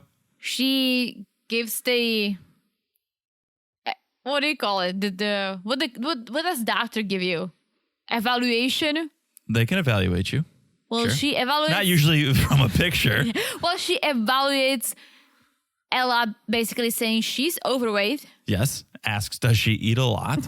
And Johnny's like, oh, yeah, American food, high in calories, desserts, chocolates, right? And the doctor's like, well, even when we binge, we don't eat that much. And the doctor goes, the Chinese medical term is called obesity by eating too much. Very on the nose. I mean, it's I true. like it, though. It's all over the world. A lot of medical terms I can't understand when they tell you those names. It's like, where'd you come up with that? Some Latin term or something. This I get, obesity by eating too much. It's very clear. I like it. I understand it. And so Johnny asks for a prescription of Chinese herbs. And that, along with the diet and exercise, will help her lose weight. And I'm not a doctor of Chinese medicine, but I think the exercise and diet will help her lose weight. Listen, if you want to cook me some kung pao and sprinkle some herbs on it so I Sure. can feel healthier, I'm all for it. Let's do it. Yeah. So Johnny gets the prescription, gets the herbs, and he gets out of there. And let me just take a moment to just shine a light on the beauty of this all, because I love that you can go get someone else a prescription just by showing a photo of that person. Well, she was like a natural doctor. She was a doctor of Chinese medicine. I don't think she could perform a surgery on you unless you want to be stuffed with herbs. But just the idea that I can get you a prescription. Don't you cannot? No, I can't go to a doctor and say, oh, hey, my wife has high blood pressure. Well, what do you got for her? My mom gets me prescriptions, but I don't know if it's no, legal. it's because you're probably in the system for whatever system. you're getting. Yeah. The doctor has seen you. The doctor Sure. has evaluated you and written you a prescription. This guy's getting his girlfriend drugs or herbs, whatever you want to call them, in another country to go bring them to her just from a photo. You can't get someone else a prescription. That's ridiculous. It's ridiculous. It's ridiculous. I guess. It's ridiculous. But if it's like herbs that you can sprinkle on my food, I'm all for it. Right. He could have just gone to Stop and Shop. He could have gone to Publix, but instead he went to this doctor. I don't think they have Publix in China, but sure. Whatever the equivalent is, whatever supermarket they have. Sure. Okay. You got to go where you got to go to get your herbs. He got his herbs. Kmart. And he's out of there. I think Kmart is the Asian store. I used to go in New Jersey. Kmart? Yeah, I think it's Kmart or K- M-Mart. No, Kmart is like Walmart.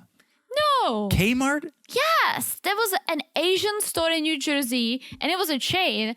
It was like Kmart or H-Mart. It was H-Mart. Okay, I was going to say Kmart, I'm pretty sure was is from Chicago. H-Mart. But, And I okay. loved going there. They had great fish. They had great snacks. Okay, yeah, that may be, H-Mart. I think that may be Korean, but you're getting closer. you're getting I said warmer. Asian. Yeah, no, I know, but you said Kmart. Yeah, H-Mart. Sorry. Okay, it's a letter. Close enough. Potato, tomato. Okay, so he gets his prescription, and while it's getting filled, he's like, I'm excited about America. I'm a little nervous about the ranch work, but I am ready to be a redneck cowboy. Yeah! Which is a little offensive, Johnny, but we're not keeping score over I here. love it. He's learning. He's learning. Okay. So then we cut to Johnny meeting up with his friends, Wang, Zhang, and Xiao Chen. Zia Chen at couldn't keep with the rhyming scheme, Zia Chen. At a Chinese restaurant. Could not keep with the rhyming scheme. It looked delicious. Did you see the orange chicken? Oh my God, it looks so good. I love Chinese food. It's one of my favorite meals. I'm going to say Czech food, Chinese food, and Mexican food. Got them in my belly. And this looked good. This So looked good. delicious. Well, So this is the OG. it's the original from China. So the friends start asking about Ella, but they don't even use her name. I don't know if you picked up on this. American girlfriend. The American girlfriend. American girlfriend. Right? Like, come on, guys. Use her name. Please. It's ridiculous. It's offensive to say the American girlfriend. Does he have girlfriends in other countries? He's got hoes in different area codes? Oh, I don't think so. But he loves Ella. He said their relationship is great. Everything goes great. As they say in English, they have the sparkle. It sparkles. Robin They have this- sparkles. Ella sparkles. Yeah. Okay. So then one of his friends gets a little brave. And, I'll let you take this one. well, he asks if Ella's figure influences their sexual relationship. And then he says, quote, "Once it happens, you'll be pressed and suffocated," said the biggest friend. Yeah, said the friend who could use a visit to Dr. Zhao for some herbs of his own. Maybe he should make some herbs into his diet. Maybe he should have put it on the orange chicken. Yeah, but Johnny says it's easy to lose weight if you want to. And then everyone laughs because he calls out his friend for being a little bigger. He's like, unlike our friend over here who has not. So I was glad to see Johnny give it back to that friend. This guy doesn't love Ella, though. I don't think. Johnny, I'm speaking of. He wants to change her already. They've never even met, and he's trying to change her. Well, yes, I see what you're saying, but I also think that they talk about it. Ella said to us that she's always struggled with her weight, right? Okay, yep. So maybe they talk about it and she told him, I would love to do something about it. Maybe you can help me. Maybe you can cook healthier for me. I don't think Johnny met her and was like, you know what? I am going to change you. Fine. Maybe he does love her. He's not attracted to her, I should say, because he's said. Great personality, right? Beautiful face. Beautiful face. But the belly. I think the costumes do it. The belly. I guess the costumes turn him on. I think he wants to be a redneck cowboy. Like a redneck cowboy. I think that's really what he's attracted to. I doubt it. Okay. I think he maybe likes the idea, but as we learn later, he doesn't think the cowboy lifestyle is a big part of the life. It's like, that is the dude, life. It's Idaho. It's that or it's witchcraft. You pick. You choose what you want to do with your days. And you can do it in costumes, I'm sure, but... Well, that's the thing is he wants to dress up as a cowboy. He wants to be the... yeah. It's all playtime. It's all cosplay to him. He doesn't want to actually milk the cow. He just wants to wear the cowboy hat. It's all an act. It's all playtime for them. I'm sure he will need to milk the cow. Lucky. You'd love to milk a cow. I tried to milk a cow. And then you found out at like some farm we went to that it was for kids and it was just tubes, like hoses. Yeah. On a cardboard actually, cutout. I was going to milk a real cow, but they didn't let me. I was like, you think they're just going to let kids line up and milk Not a cow? kids, That's animal grown-ups. abuse. It's animal abuse. I don't want kids to milk a cow. I wanted to milk a cow. Okay. I want to move on. So Johnny says it's time to make decisions. It's time to quit work. He's got to rent his apartment. He's got to quarantine so he can go to America. And we learn a little bit about this job that he's got to quit. It's at an electrical car manufacturer. Mm-hmm. And I don't know what he does. To me, it sounds like he works at a factory. Maybe he does. Maybe he's not on the factory line. Maybe he's a salesman or something because apparently he travels a lot. That's what he said. That's why he doesn't have his kids with him. But he also said, well, his friend said, oh, you're going up there in your career. Are you going to quit it for a lady? Right. And he's like, well, I got to make decisions. Like, I don't know if I'll ever find another love like this. I got to make choices. It's now or never. I'm going to say this. I don't know why he's trying to go to America. Why doesn't she try to go to China? He has a kid. She doesn't have a kid. That's a good question. Maybe because of the pandemic. Yeah, I'm sure. Well, yes, but I think Americans can go to China, but I don't think Chinese can go to America. I don't know. Let us know if you guys know. Or maybe go to Singapore. Go to one of those countries that both of you can go to. Yeah, I don't know. Right? I'm just helping you right here, people. Just helping you. Yeah, trying to find loopholes. All good questions. New day. Let's cut to a new day. Ella and her dog are picking out some wigs. And Ella says she woke up super early to video chat Johnny. Well, you skipped one important part. You said that you didn't think that Johnny loves Ella, right? Right. I think he loves America. I think he loves Ella because he said, I want to propose to her. I want to give up all this and propose to her. He has a son. Well, you know what that means? The proposal is for the green card. Listen, he seems to have a nice life. He seems to have friends. He has his son. He seems to have a decent job based on what everyone is saying. Why would you want to give that all up to go to Idaho? And nothing against Idaho. I'm all for cowboys. But... Well, it's not one of those situations where he's trying to get out of poverty. It's one of those situations where he just loves the idea of America. I guess. He says he loves it. He is got a Western mindset. he wants to be a redneck cowboy. Like, he loves the idea of America. Mind you, I don't think he's ever been. So it's just this idea of it. I guess. But no, I don't think he's trying to escape a bad life or trying to make a better life for himself. I just think he loves the idea of America, and he'll take Ella if it means he gets to live in America. I think he's into her. Okay. I mean, I don't think he's not into her. I just think he's more into America. Okay, that's your opinion. New day. Ella woke up super early to video chat Johnny because there's a 14-hour time difference. But I don't know if you caught this. She says it's midnight in China, which means it's 10 a.m. in Idaho if there's a 14-hour time difference. Maybe it's a Saturday. We sleep until late. Or is that a 12-hour? No, 14-hour. 14 hours. This I think 10 a.m. is not super early. Come Correct. on. Especially if you work a farm. Working a farm super early would be like 4 a.m. Right? Right. Right? Absolutely right. Yeah. So Ella calls in Sonia, her roommate, to help her find the perfect anime wig. Yeah. Did she say that this wig actually belongs to an anime man that turns into a woman and that Johnny is really into? I need to start watching some anime because this stuff sounds fascinating. Does Yeah, it? That's what she said. Just watch some Pokemon. That's what she said. Oh, yeah.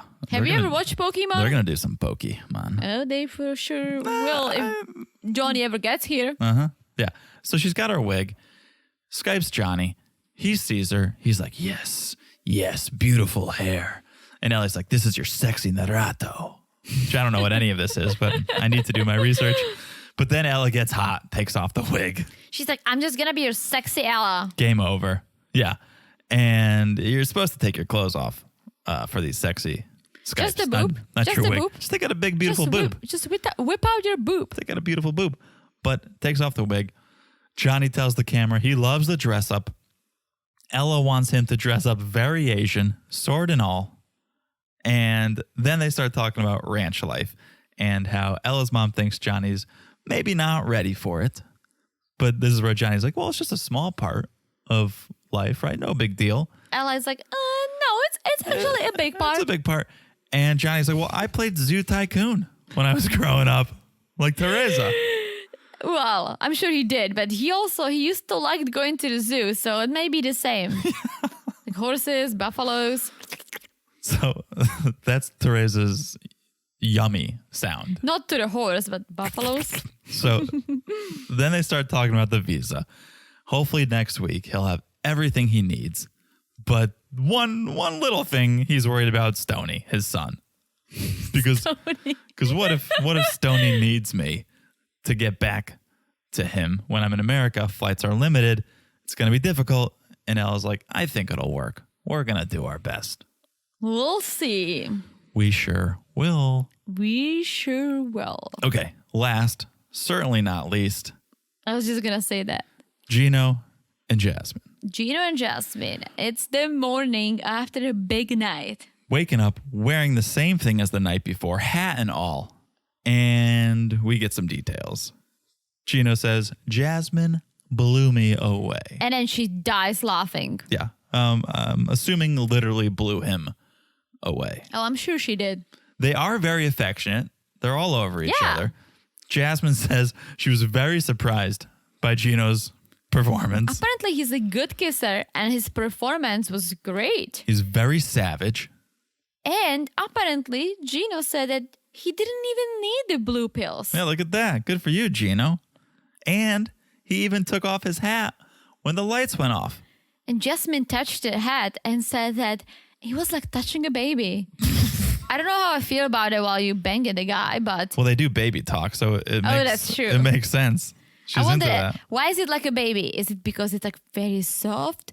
Or does he have a soft spot and maybe that's why he keeps wearing his stupid hat? I think that's it. I think like a baby, he's got a soft spot. I think he did not, his head didn't, what do you call it? When the baby, Harden? yeah, his head didn't harden in 52 years. Speaking of hats, new hat alert, vacation hat alert. Like Gino got like this fedora that said Panama on it. I'm sure Jasmine got it for him. I think he got it at that souvenir store. Oh, yeah. He looked like Indiana Jones, but Wannabe. But yeah, like the state Indiana, not the not the movie character, right? It was almost a worse look than the generic baseball cap. I thought it looked better for really? some reason. I don't Okay, know. I mean, agree. I Agree, hate the disagree. hats. Great meme I saw with Yeah. the cone heads. Basically, Yeah. it was like a cone head, and the meme said, "This is what Gino looks like without a hat." Yep. No, there's something under there. Maybe Oh, a soft something. spot, maybe a cone head. Or maybe an undeveloped brother. Okay. I know. Just go with it. It's Someone on our possible. live last night was like, no, that's a real thing. Yeah. Okay. Cut to Gino and Jasmine. They're walking around Old Town in Panama, a little sightseeing.